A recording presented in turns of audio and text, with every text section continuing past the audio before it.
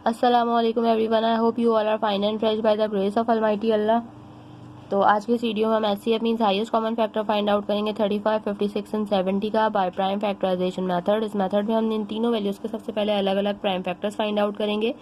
तो चलें स्टार्ट करते हैं। जो फर्स्ट वैल्यू है हमारे पास वो है 35। इसके लास्ट में ऑड नंबर है, यानी कि ये वैल्यू 2 से डिवाइड नहीं हो सकती।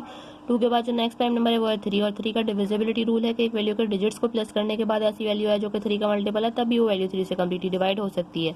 तो अगर हम इन दोनों को प्लस करें 3 + 5 हो जाएगा 8। 8 3 का मल्टीपल नहीं है, यानी कि वैल्यू 3 से भी डिवाइड नहीं हो सकती। 3 के बाद जो नेक्स्ट प्राइम नंबर है वो है 5, और 5 का डिविजिबिलिटी रूल है कि अगर किसी वैल्यू के लास्ट में 5 या फिर 0 तो वैल्यू 5 से कम्प्लीटली डिवाइड हो सकती है। तो इसे हम 5 से डिवाइड करेंगे, क्योंकि 5 के टेबल में 35 आता है 7 पे, और 7 के टेबल में 7 आता है 1 पे। यहाँ हम 35 के प्राइम फैक्टर्स फाइंड आउट कर चुके हैं। उसके बाद हमारे पास जो नेक्स्ट वैल्यू है वो है 56। इसके लास्ट में इवन नंबर है, यानी कि वैल्यू 2 से इजीली डिवाइड हो सकती है। 2 के टेबल में लेकिन 5 नहीं आता, तो छोटा नंबर 4 आता है 2 पे। 1 रिमाइंडर था वो चला गया 6 के पास और बन गया 16। 2 के टेबल में 16 बिल्कुल आता है 8 पे। ये बन चुका है 28। इसके लास्ट में फिर से इवन नंबर है, यानी कि वैल्यू अभी भी 2 से ही डिवाइड होगी। 2 के टेबल में 2 आता है 1 पे और 8 आता है 4 पे। ये बन चुका है 14। इसे अभी भी हमें 2 से ही डिवाइड करना है, क्योंकि 2 के टेबल में 14 आता है 7 पे, और 7 खुद एक प्राइम नंबर है। 7 को हमें 7 से ही डिवाइड करना है, क्योंकि 7 के टेबल में 7 आता है 1 पे।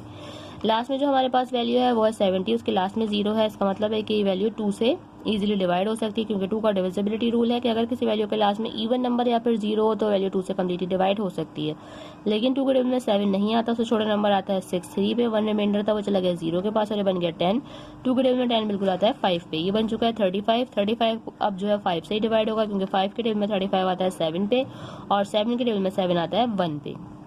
यहाँ हम इन तीनों के प्राइम फैक्टर्स फाइंड आउट कर चुके हैं। अब इन तीनों के प्राइम फैक्टर्स को सबसे पहले हम इस तरह लिखेंगे कि 35 के प्राइम फैक्टर्स आए थे हमारे पास 5 × 7, और 56 के हमारे पास प्राइम फैक्टर्स आए थे 2 × 2 × 2 एंड × 7।